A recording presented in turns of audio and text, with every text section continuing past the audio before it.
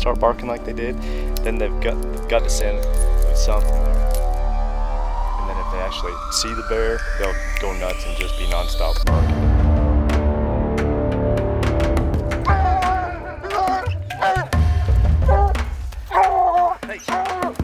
Go get him!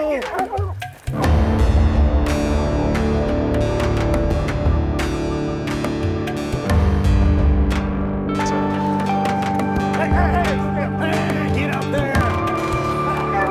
Hey!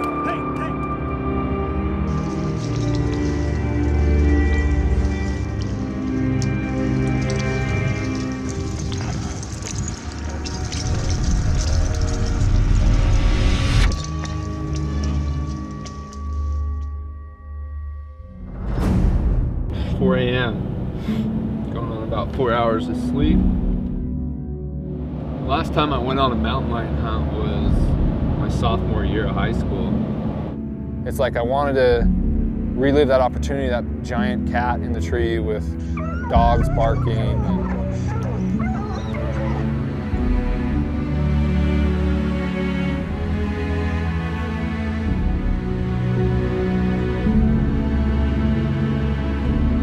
I got a text from Eric one day saying, "Hey, what are you doing tomorrow?"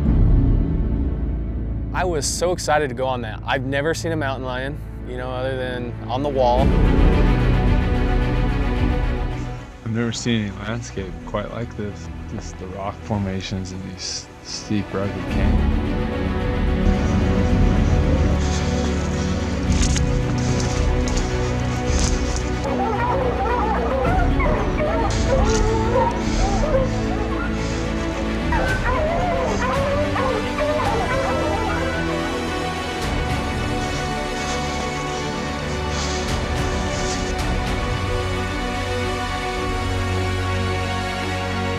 I mean, number one, predators have to be managed. And number two, they have to be hunted with dogs, almost. These dogs aren't just like naturally these gifted hunters and know how to just go chase cats and treat them. No, they're trained, they're seasoned, they have a lot of reps, they've seen a lot of cats, they've seen a lot of raccoons, they've seen a lot of bears. It's pretty neat seeing just a hunter work with his dogs and the bonding relationship that they have together and the work that goes into training those dogs. Before I even got into hounds, I knew that I always wanted to be a biologist. Growing up, you know, my dad, we were hunting every weekend whenever we could, and to see the conservation officers and the biologists out in the field, that's what I want to do with my life. As I got older and started to see that there was a science behind their job, I thought, man, that's the icing on the cake right there. Looks like you can see he's been fighting with something. He's kind of scarred up on his snap. I told him it was going lion hunting. When did you get your first exposure to hounds? When I was little guy, probably 10 years old. My uncle, he had hounds. My uncle had hounds forever. I grew up in Springville, and I remember the first time still going out with him and treating a lion, and I thought, man, that is cool. So conservation to me is to promote, protect, preserve the wildlife that's here. I grew up as a sportsman, hunting, fishing. That's a big part of my life. I want that for my kids. And then when that bear goes in there, it'll pull on that wire, that trigger mechanism here, which pivots this, and then that door slides shut behind it. And hopefully it's a caught bear. And most of the houndsmen out there, they don't even want to kill. They want to live to chase them. Hey bear, hey bear, hey bear. You can see he's still got good respiration, breathing good. They'll usually start snoring too when they're out. So we'll take this dog off and we'll move him out here into the shade. Good girl, good girl. Let's get it. Go right down this little path right here. Head in first. Good shot. Those teeth, it's what we kind of, the size, like I said, it was either a big yearling or a small 2-year-old. Looks like it's a 2-year-old.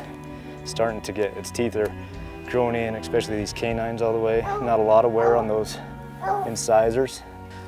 So it's kind of funny, this guy's been like I say, being a nuisance to these folks around here for a couple weeks now. And it's funny, a young bear like this hasn't gone into that trap. Usually it's older bears that won't go into a trap for the most part. They typically all do, but every now and then you get one that won't. But as young as he is, it's surprising that he didn't just go in that trap for some easy food.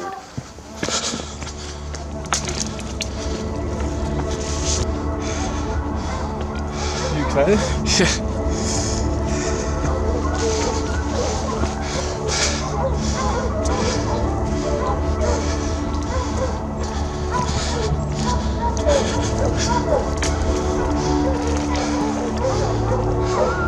He's tree. See the dog underneath the tree.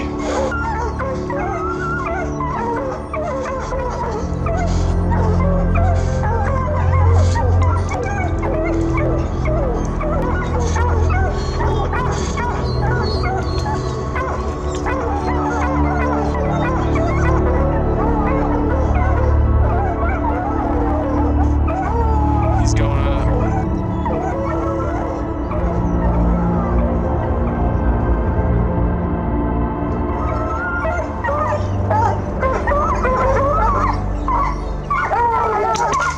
Perfect shot. Oh, I just arrowed that mountain lion. Looks like we got a good blood trail here. But we really like to find the arrow. There we go.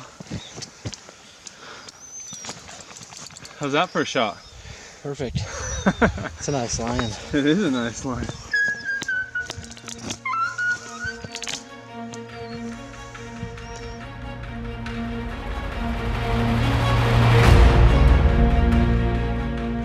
That was unreal. One of the most beautiful animals I think there is out west. And to be able to take them with a bow and arrow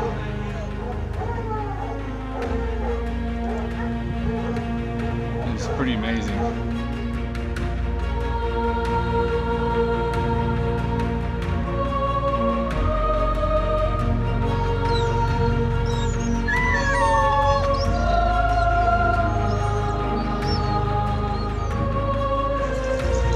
Lion country.